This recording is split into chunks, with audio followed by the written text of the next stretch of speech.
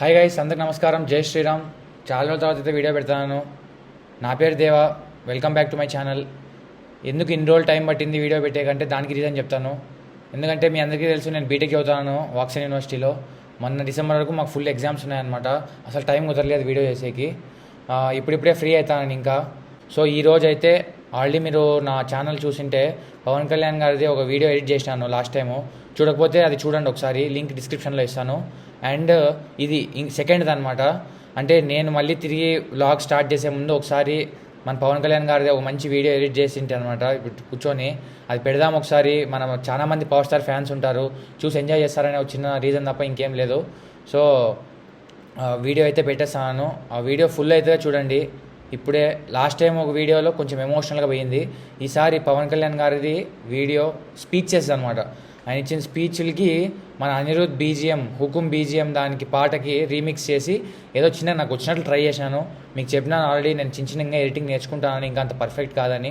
ఒకసారి వీడియో అయితే చెక్ చేయండి, చూడండి ఒకసారి. వీడియో నచ్చితే మీకు ఒక లైక్, ఒక షేర్ చేయండి చాలు. పవర్ స్టార్ ఫ్యాన్స్ దయచేసి ఒక చిన్న కామెంట్ కూడా వేసుకోండి. ఇక నుంచి రెగ్యులర్గా movie recommendations, movie reviews maximum పెట్టడానికి ట్రై చేస్తాను ఎవ్రీ వీకెండ్.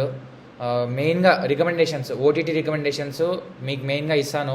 ఏది బాగుండేది ఏంటి ఏం కథ అని లాంగ్వేజ్ వైజ్ ఇస్తాను.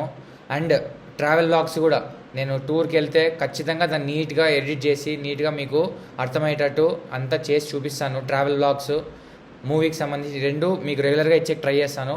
ఇప్పటికైతే ప్రస్తుతానికి యాజ్ ఏ ఫ్యాన్గా నేను కూర్చొని ఎడిట్ చేశాను వీకెండ్. ఒకసారి చూడండి. వీడియో నచ్చితే ఒక లైక్ వేసుకోండి.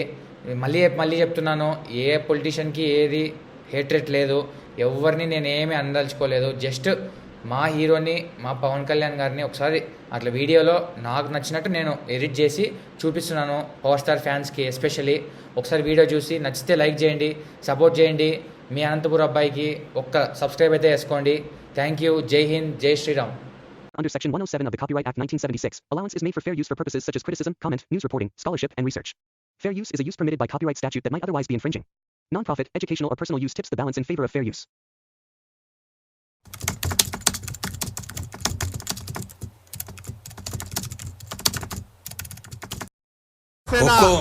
అధినేత పవన్ కళ్యాణ్ గారిని మాట్లాడవలసిందిగా మనం చేస్తా ఉన్నాం.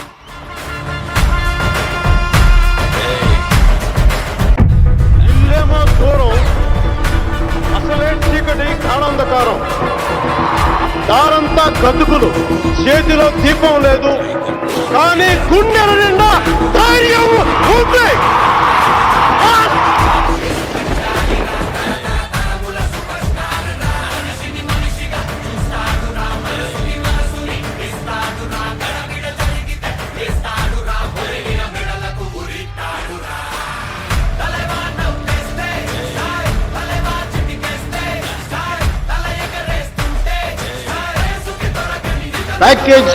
ప్యాకేజ్ అనే సన్నాసిన కొడుకులు ఎవరు? చెప్పు పెట్టి కొడతాను కొడకల్లారా. ఒక్కొక్కడికి కమర్షియల్గా ఉందా కొడకల్లారా? ఇంకొకసారి ప్యాకేజీ గీకేజ్ అంటే తీసుకోను.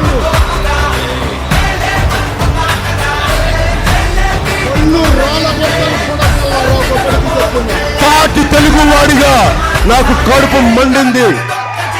కేంద్రాన్ని నిలదీయాలి.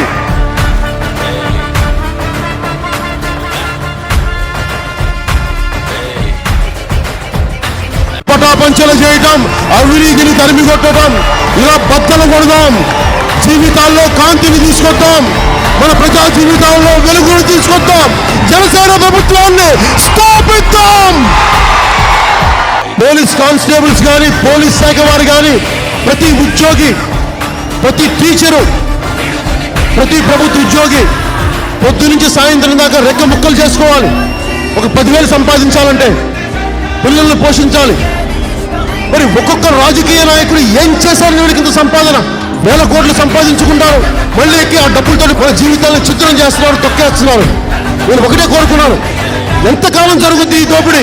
25 కేజీలు బియ్యం ఇవ్వడానికి నేను జనసేన పార్టీ పెట్టలేదు.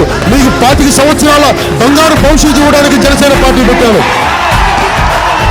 మీకోసం నిలబడేవాడు, మీ ఇంట్లో వాడు, ఆడపడుచులకి అండగా ఉండేవాడు, బిడ్డలకి కొడుకుగా ఉండేవాడు, అన్నదమ్ములకి అండగా ఉండేవాడు. నేను మీకు అండగా ఉంటాను చేస్తే రేపొద్దున మన పాలనలో తప్పులుంటే నా చొక్కా పట్టుకొని నిలదీయడం తప్పులు చేస్తే మాట మార్చేవాడిని కాదు, ముందులు మార్చేవాడిని కాదు. ఎప్పుడు ఒకటే మాట ఒకటే బాణం కొట్టిందంటే గురి కొడితే మొత్తం బద్దలైపోవాలి మనకి.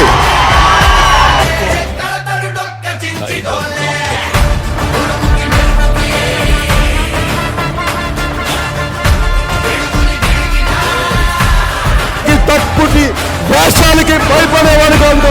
పవన్ కళ్యాణ్ గుర్తు పెట్టుకోండి. చూడండి, కోట్ల ఆస్తి, కోట్ల సంపాదించే వృత్తి ఎందుకు వదులుకొని వచ్చారు? అర్థమైందా రాజా?